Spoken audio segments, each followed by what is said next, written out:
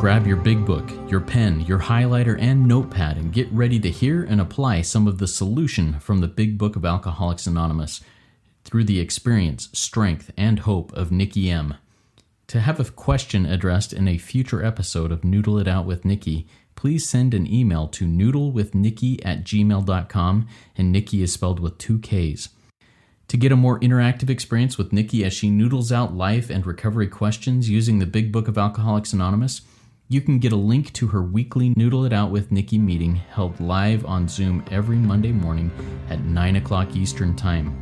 The information to that meeting is in the show notes of this podcast.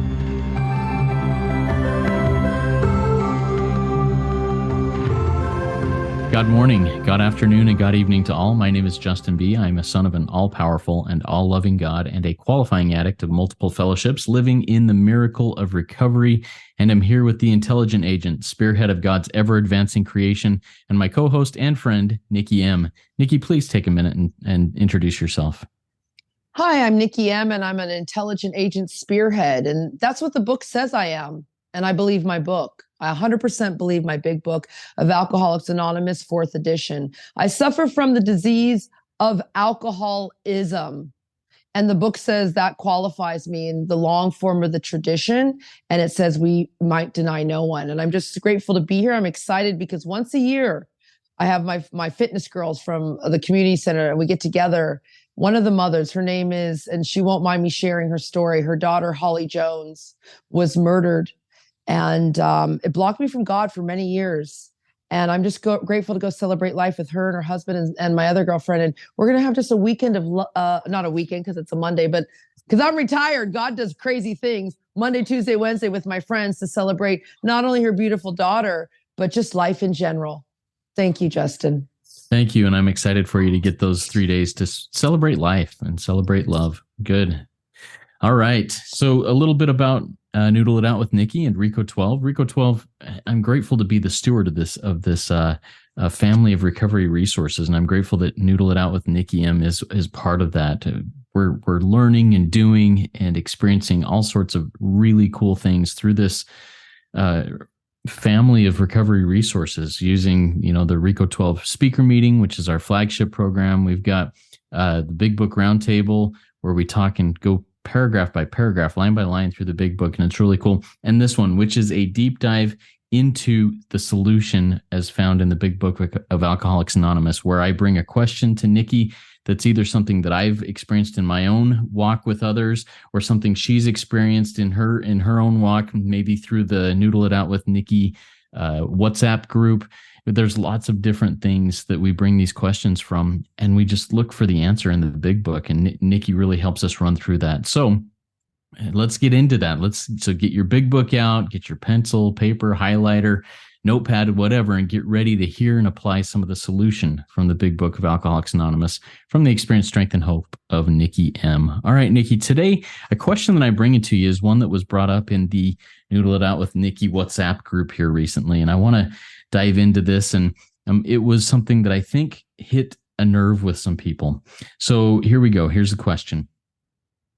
I put up boundaries to separate from a narcissistic family member for a few months.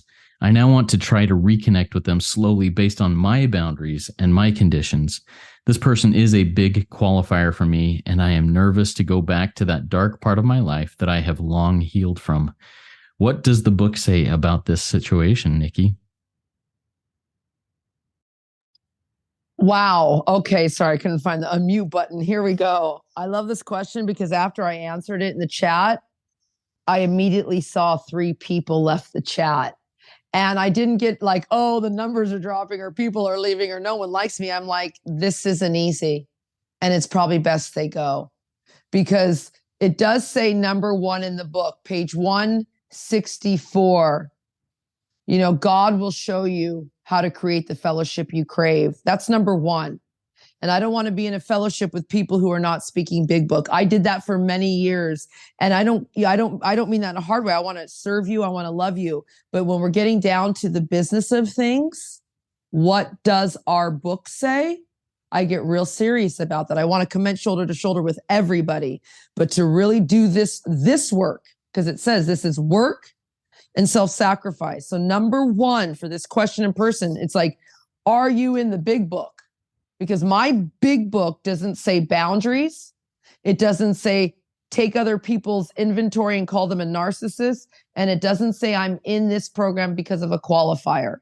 So number one, I'm my own qualifier. If you're here and you're like, well, I'm here because, I qualify for this program because my daddy was an alcoholic, because I'm a sex and love addict. My husband is a sex and love addict. So I'm an S-anon or whatever. No, if you are in the 12-step room, we qualify because when we honestly want to stop what? Stop taking other people's inventories. Stop being irresponsible. Stop being in fear, because I heard the word fear in that question, Justin. And we can't control the amount of anything we take, whether it's a substance, a thought, or an action, then that qualifies us. And as I just said, the third tradition long form in our big book says that if you suffer the disease of alcoholism, you qualify for this program. So that's number one, you're your own qualifier.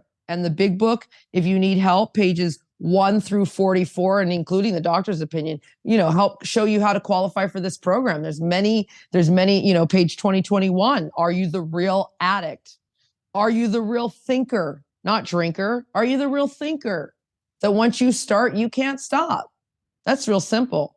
Now, boundaries. I didn't see the word boundaries in our big book. Boundaries, I always say, is on page 102. See, my job is to be helpful, Justin. It says, let me just read page 102. I don't have my book open yet. I just love my book. It's my instruction for living. And it says, that's a big question. Why are you in a program, which is a 12-step program that comes with one book? Now, there's other versions of the book, and there will forever be other versions of the book. But this is the original undiluted message. So I believe that book. And it says on page 102, your job now is to be at the place where you, and that's me, Nikki M, and Justin B, may be of maximum helpfulness. So that's my job. My job isn't to set up boundaries.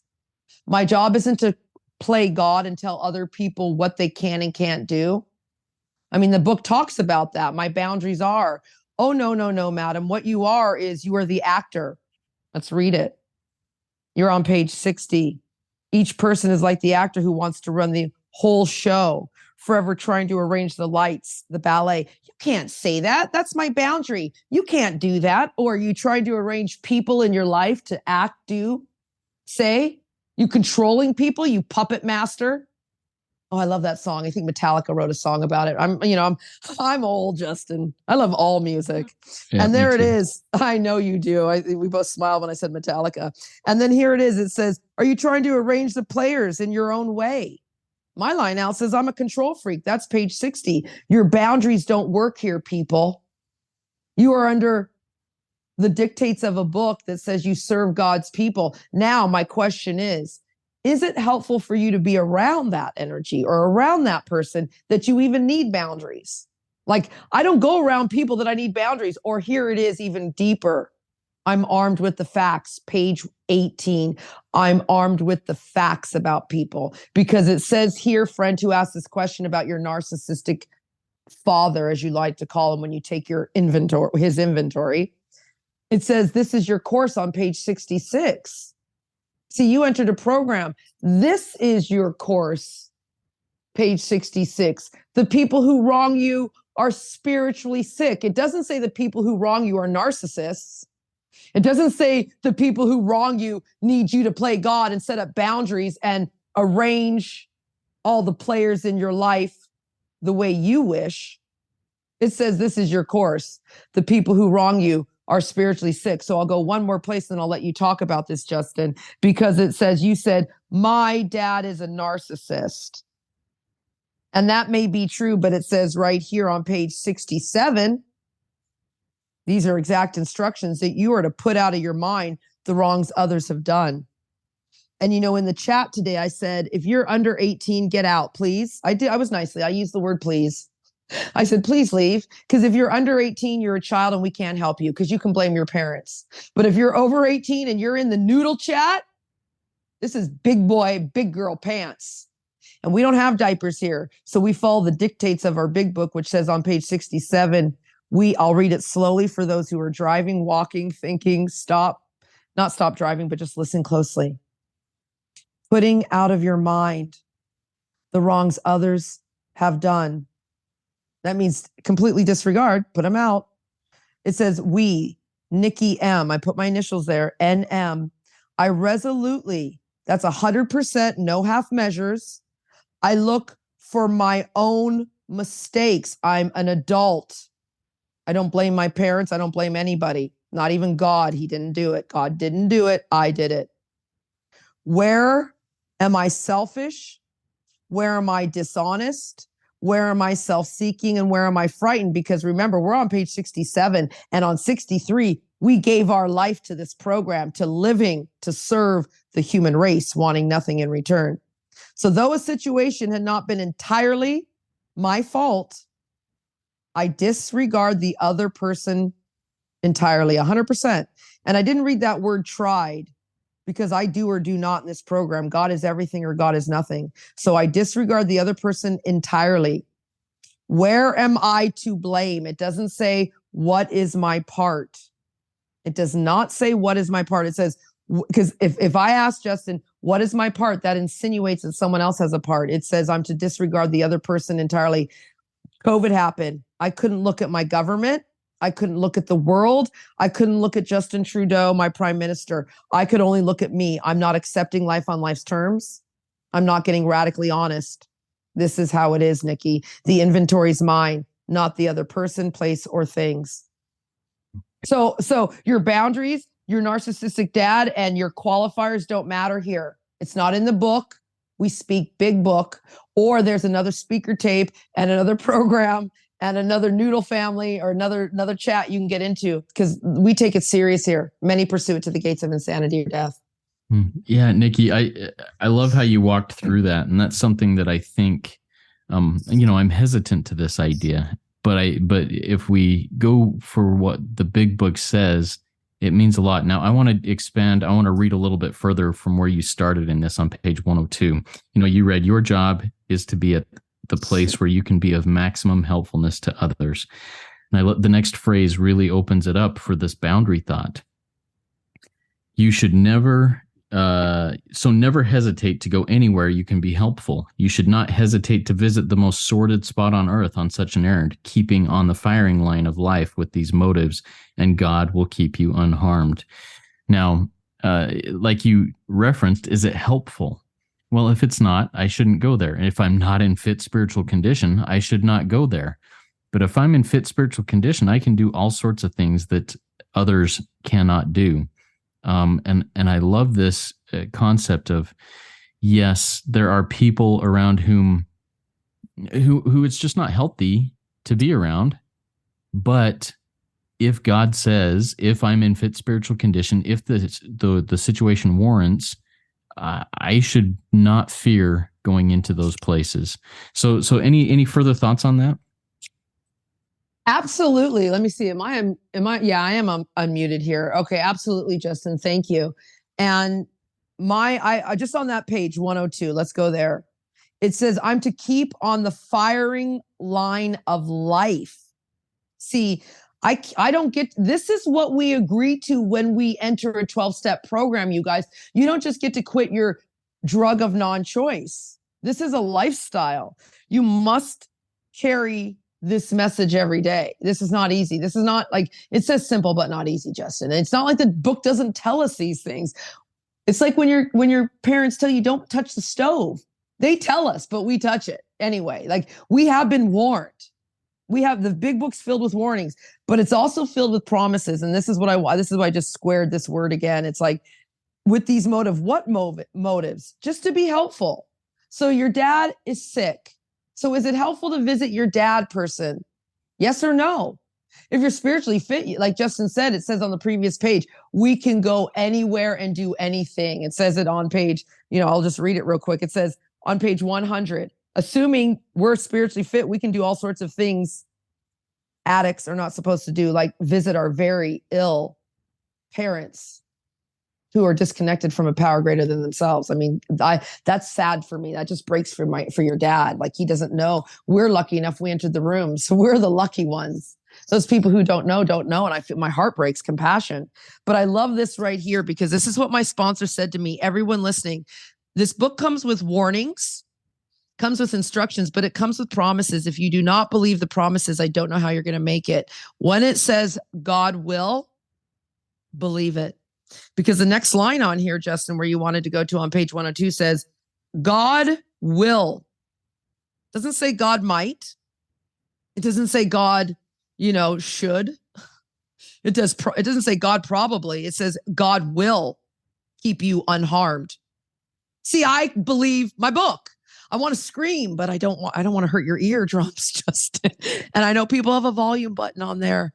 It says God will. I believe my book. Why are you here in a program if you don't believe these promises? See, if you look across, roll your eyes to page 103. I love this book. It says, the very last paragraph says, after all, our problems were of my own making, are of my own making. I create my own misery. Remember, this is another final thought, because I love to see where religious people are right. On Sundays, I'm a member of the Salvation Army, blah, blah, blah, and don't associate. I have no affiliation with anything or anyone, everybody. These are my own personal views and opinions, but I do seek religious people. I have a rabbi. I'm looking for an imam. I've got a Buddhist. I got everybody. I've got everything I need, because God will do for me what I cannot do for myself. Promises again. But, yesterday I heard this. It's like, if anyone says they love God yet hates their brother, they're a liar. So friend, daughter, your narcissistic dad, and you come on here and I'm in a program and I gave my life to God and I love God and God's people, but your dad's a narcissistic and you complain and you call him your qualifier and you're blaming him, I'm going to say you're a liar. Because if anyone says they love God and hates their neighbor, I don't care if it's your brother, your mother, your sister, your cousin, your prime minister, Nikki, you're a liar. Because deep down inside every man, woman, and child, page 55, is the fundamental idea of God. Everybody is connected through God. This is about a relationship with God and others. It's all linked together, Justin. We can't escape each other. We can't escape God in this life. If you really believe your big book, and I believe my big book. So, page 77, final thoughts, says Jerry Springer. Oh, God rest his soul. Says Nikki M, here it is. Oh, if you're in Europe or you're in Asia, this is a TV host and he always had a final thought. And here it is. Page 77, my real purpose is to fit, as my friend Justin B and David G reminded me on our Rico 12 podcast, not just to do it, but to fit myself, David G said, to be of maximum. No, to serve. I'm not even looking at the page. I'm on 102, but it's page 77. You can read it, Justin, if you're there when you close this out. That's it's to fit my purpose is to fit myself to serve God and God's people. Isn't that what's really happening here, Justin? Even my sick dad, even my untreated neighbor, or even my prime minister, I have to love him and pray for him. I have to pray for world leaders. This is so radical. If you're on your phone, I'm just kind of melting into my beanbag here as I look at Justin. It's radical. Love it, Nikki. And I'm going to close out reading that line with an invitation to everybody that's listening. While there are situations that if I am not in fit spiritual condition, I have no business going into, fit yourself. I'm going to read it. Your real purpose, my real purpose, is to fit ourselves to be of maximum service to God and the people about us. And those quote unquote qualifiers, those people that we have set up boundaries for, are people about us. Fit yourself to be of maximum service so that those boundaries, those walls, those barriers that you and I have put up can be broken down. And we'll see y'all next time. Keep working it.